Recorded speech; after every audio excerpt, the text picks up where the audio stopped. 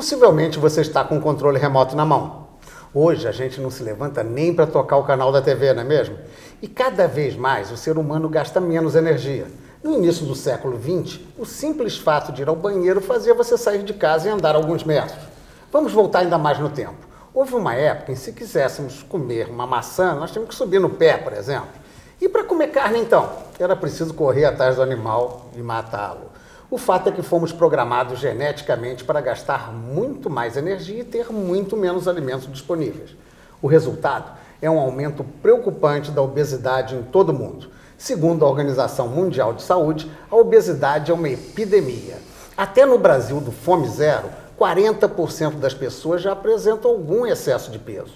Esses números impressionantes são um alerta. A obesidade passou a ser o vilão do momento, superando a desnutrição e as doenças infecciosas. Obesidade, uma doença de peso, é o tema desta semana. Conheça agora os nossos convidados. A endocrinologista Marisa Breitenbach, que trabalha em pesquisas na área de alterações metabólicas do Laboratório de Fisiologia Endócrina da Universidade do Estado do Rio de Janeiro, a UERJ. O professor Cameron, da Unidade de Genética e Biologia Molecular da Universidade Federal do Estado do Rio de Janeiro, a Unirio, e também das universidades Estácio de Sá e Castelo Branco. Leisa Souza Leão, mestre em nutrição e professora da Universidade Federal do Rio de Janeiro, a UFRJ, e coordenadora do consultório de nutrição do Centro Universitário Plínio Leite. E a epidemiologista Roseli Siquieri, do Departamento de Epidemiologia da Universidade Estadual do Rio de Janeiro, a UERJ. Roseli, vou começar direto com essa questão da epidemia. Por que hoje em dia a obesidade chega a esse ponto de ser considerada uma epidemia?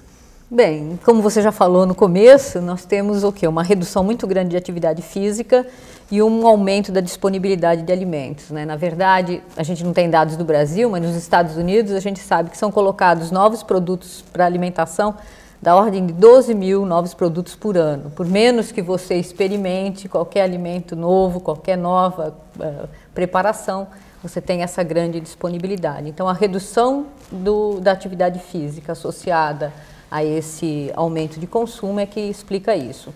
No Brasil, a gente tem um agravante, que provavelmente depois a Marisa vai também comentar sobre isso, que é a combinação entre desnutrição no começo da vida e isso ser um fator de risco para o desenvolvimento de obesidade na vida adulta. Quer dizer, como é que é isso? O bebê desnutrido é o gordo do futuro? Como é que é isso? Na verdade, a gente tem o que chama de janela metabólica, né? No período de lactação, no início da vida, existe uma impressão metabólica, ou seja, os ajustes metabólicos são feitos no organismo do indivíduo.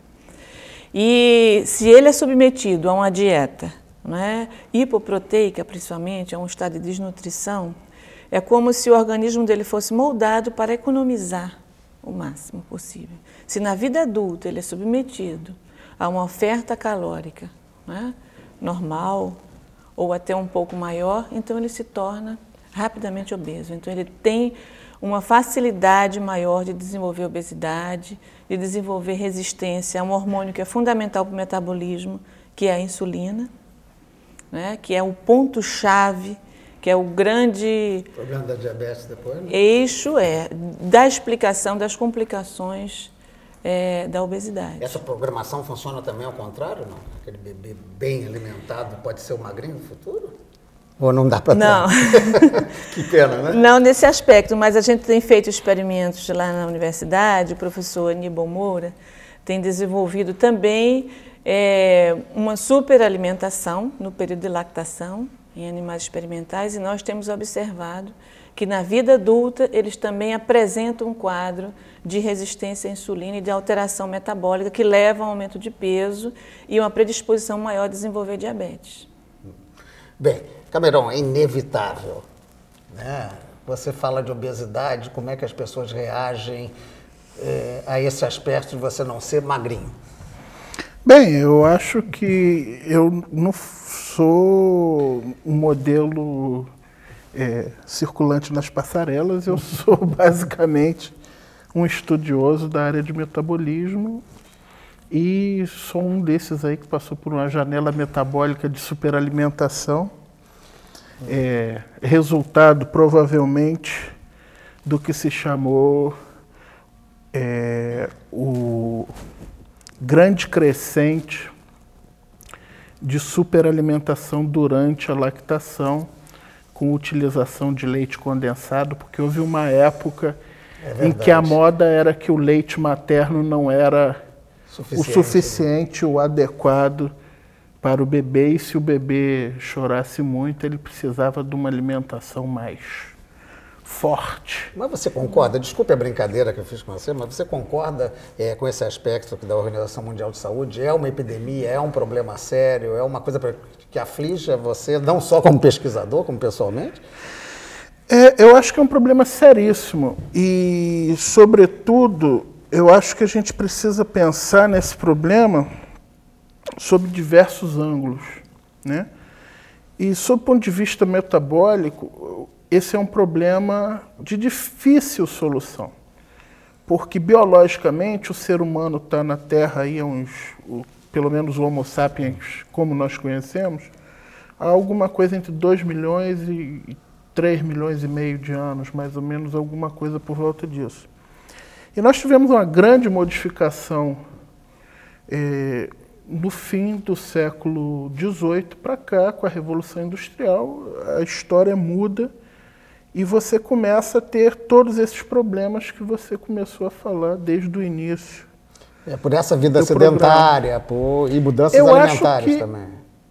Eu acho que o grande lance é que você tem a oferta praticamente infindável de alimentos.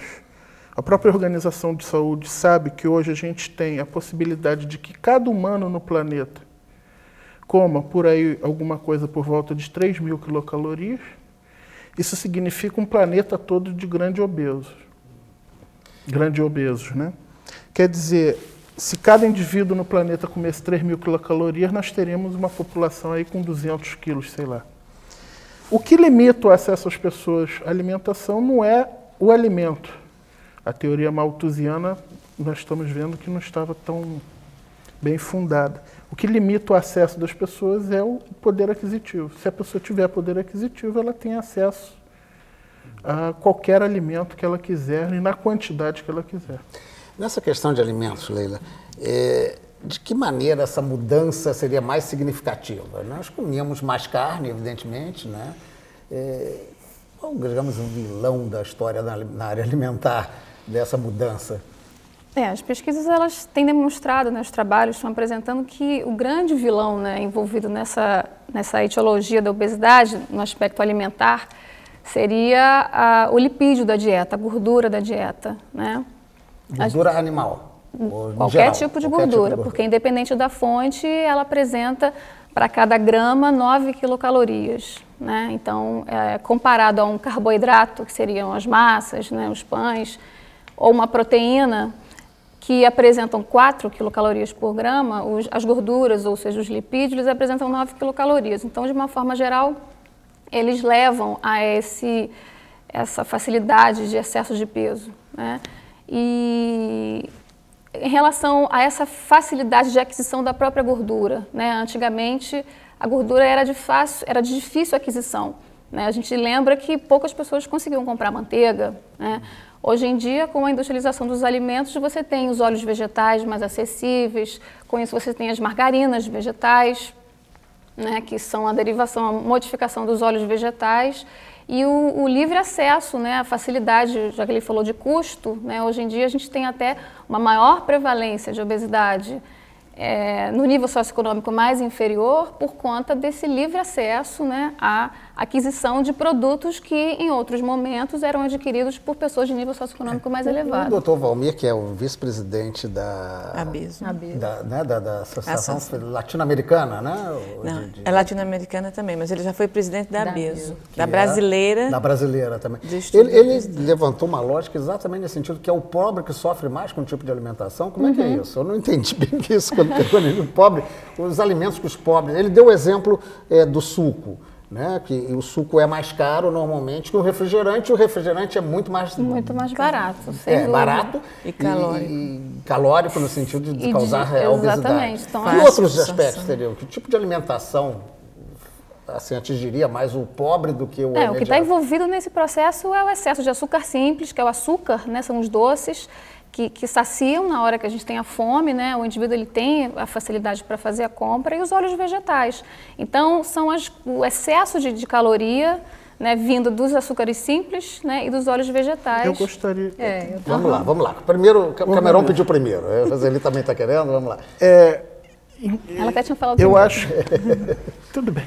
Eu acho que num fórum de debate científico eu vou me dar o direito de colocar um outro lado da moeda.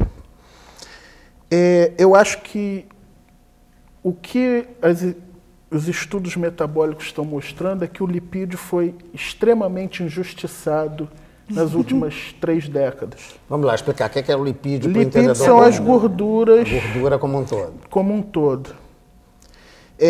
Metabolicamente, o que a gente tem percebido? Toda a sinalização que você precisa para sintetizar gordura, ela está mediada basicamente por carboidrato. É o carboidrato iniciador da síntese de gordura. Então, eu acho até que devem ter me chamado por causa disso, porque a minha opinião meio que diverge da maioria dos meus colegas. Então eu vou fazer até uma interferência aqui. Eu vou dar um pequeno intervalo, nós vamos começar exatamente o próximo bloco, vendo se há divergência quanto a esse aspecto. Você não perca por esperar.